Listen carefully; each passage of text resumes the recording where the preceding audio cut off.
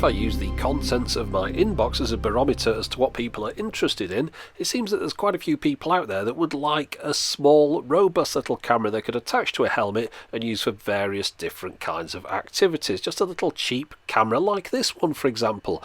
Now, does it fit the bill? Well, I'll be honest, not really, but I'll carry on with the review anyway. As you can see, it's not too long, so hopefully I won't take up too much of your time. Here's what you get inside the box. Obviously, we've got the little metal-bodied camera itself. I'll put that to one side first of all. Now, the model of the camera is mentioned on the front of the instruction booklet. Notice it says Mini F9 DVR, so that's pretty much what it's called. This instruction booklet is a bit of a disaster, really. Doesn't give you much help at all. For example, if we read this paragraph here, how to take photography.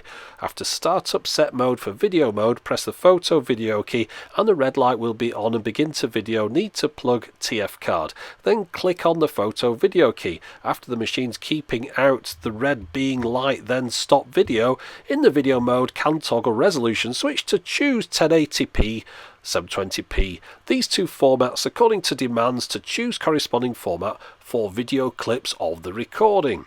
Yeah, I think I'll do my own explanation.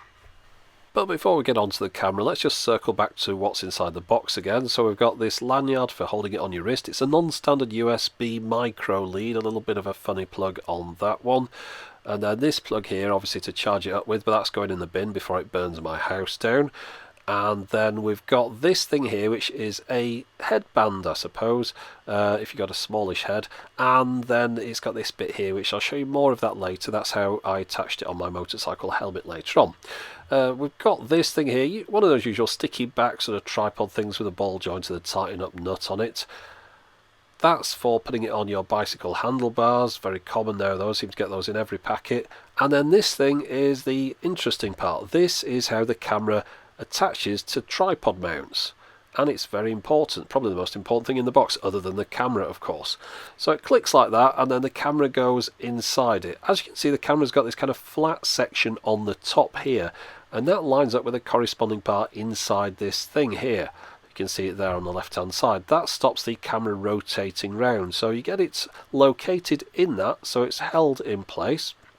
And then we close it up with this thing here, clamp, put it round, pull it down, and that's it. The camera is now in there, can't rotate, and has a tripod screw mount on the bottom. Now let's just take it out of there first, and I'll just show you how the camera operates.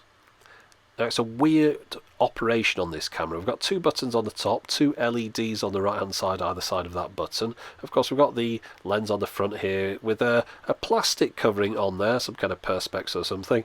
Notice it says here 120 field of view, 120 degrees. On the back there you can see a little hole where you put that lanyard wrist strap through. The body is metal, of course. We'll just take that off. It's all waterproof as well. There's a rubber seal inside there. Now, in the top of there is where my micro SD card has gone. There's a little LED there to tell you when it's charging, and that's the USB plug there. Reset hole, a switch to go between 1080p 30 and 720p 60, and another switch to go between photo and video mode. Anyway, let's get it switched on. I want to show you this weird operation. So first off, tap this one on the right, well, hold it down. It turns on. Notice both lights. It vibrates 3 times, and then the red one goes off. Right, we're in standby mode now because the red light is when it's recording. Press the one at the other end, vibrates 3 times again, and then the red light comes on. So now we're recording. That's all pretty simple, I suppose. Now, what you'd normally do with most of these cameras, you'd tap that button, it would stop recording. In this case, it does, the light goes out, but then it comes back on again. You think, what have I done wrong? What happens is, every time you tap that button, you get a new clip starting. But it doesn't stop the camera from recording, it just stops that clip, starts another one. To actually stop the camera from recording, you've got to hold this one down on the left until the light goes out, and it buzzes once or 3 times, I can't really remember, but that's it. So that's how it works. Really weird. Anyway, let's have a look at some clips from the camera. So this is 720p mode. Now, I'm using this shot now more and more in videos because you can read the writing opposite and you can see the difference in quality between the cameras if you can read the writing. It's a bit like an eye test, I suppose. So that's 720p. I'm going to move over to 1080p. Notice how it moved inward. It crops out the centre of the image, so 720p is using that 120 degrees. 1080p isn't. I think it's more like 90 degrees. But it's definitely 1080p 30, 720p 60. They are what they say they are. Now we'll go inside the Printworks here where it's pretty dark so we can have a good test of the low light. This amused me on the way in. This sign that's advertising this restaurant apparently needs a printer update from HP. Very helpful. Far less entertaining than that though is how the camera performs in low light. It does a terrible job. It's one of the worst I've seen recently. Now, I demonstrated this camera in the Sony camera review recently because I wanted to show you how bad things can go in low light, and this really is the lowest of the low. Let's just see what the instruction booklets boast about the low light capability. Built-in 1/4 inch of low noise, high quality photosensitive element can capture ultra clear picture in darker occasion. Well, I don't know what they were smoking, but it's certainly one of the worst low light performances I've seen in a long time. The camera shoots 5 megapixel 4:3 ratio stills. Nothing to write home about, and I'm pretty sure nobody would buy a camera like this to take stills anyway, but it does them. One thing about the camera, the colours are all off. You notice on this scene here how it changes from being sort of normal to orangey, and then as we go under the bridge it goes back to normal again, and then it goes straight into orange mode again. The colours are all over the place. Now, notice in this next shot the diagonals coming past the camera. As I go to the right here, you'll see various posts and things that are all diagonal. Of course, they're not diagonal. That just demonstrates how slow the sensor is in this camera. As the sensor tracks from the top to the bottom, it creates those diagonals. You don't get those as much in faster sensors.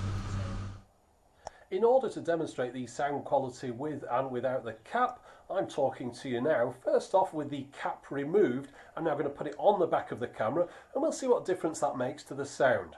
Okay, so the camera is now waterproof, but as you can hear, or maybe you can't, the sound quality is reduced quite considerably by having the cap on the back of the camera.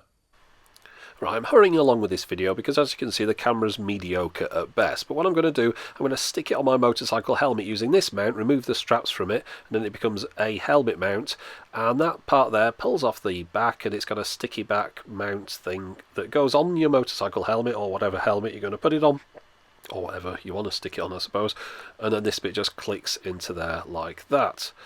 So all I need to do is remove the protective film off the back, stick it on my motorcycle helmet on this side here. The other side's full of other mounts at the moment, that's why I'm not putting it on there. And as you can see, you can just slide in that base bit there with the tripod screw on it, and then screw the camera onto there. But it is a bit wobbly. It's not as flush to the helmet as I'd like, and it does wobble a bit. But anyway, let's just have a look at some footage I've shot with the camera. This, first of all, is 720p footage at 60 frames a second. Just have a look at it for a minute and I'll just be quiet so you can hear the soundtrack as well.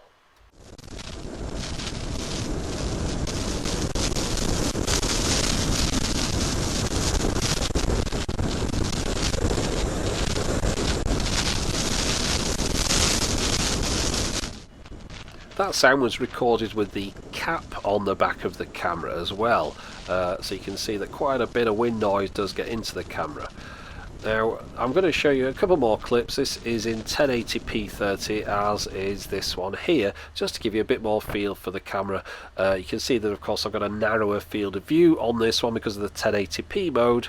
I think that if you were using this as a helmet camera, you might as well stick to the 720p 60 mode. It gives you a wider field of view, and to be honest, you're not losing that much in clarity.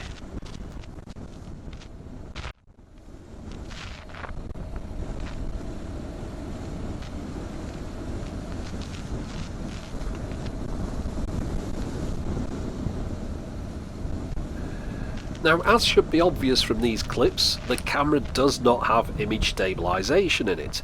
Another thing that it claims to have that it doesn't is the ability to be used as a car black box or a car DVR. For that to work, normally you'd put power into it and it would turn on and start recording. As you can see, I've got the power in, but it doesn't turn on and it doesn't start recording, so you can forget any car black box ideas you might have about this camera.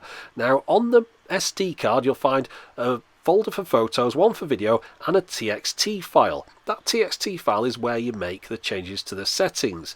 Now, you may have noticed earlier on I had the wrong time and date stamp on my clips. This is where I changed the time and date and also disabled it.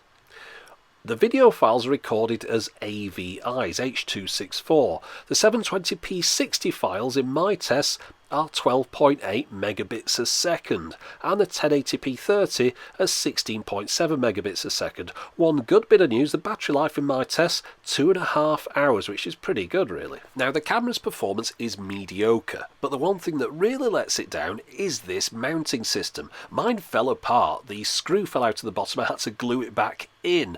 But the whole thing's made out of plastic apart from that, and that's going to snap at some point. Especially if you put it on a helmet and you're in some sort of energetic sport like paintballing, the slightest knock and it'll just smash into pieces. Another issue with it is the camera can only be mounted in it one way up. So that means that once you've got it clicked into the mount, the tripod screw has to be on the bottom. Now, quite often with helmet cameras, you might want to mount it sideways onto something and spin the camera around. Well, you can't with this one, it just has to be that way up. So a good mounting system can really make a camera, but in this case, this one's really broken, this one. Now, if you do want one of these cameras, pay close attention to the markings on the one that I've got, because there's a few different ones of these on eBay with different writing on them and different designs to the case, but they're all called the F9, so just pay attention to what I'm showing you now. So if you do want one, links in the video description. Definitely not the best camera in the world, but it's 40 quid and it might suit some people for some things. Anyway, that's it for the moment. As always, thanks for watching.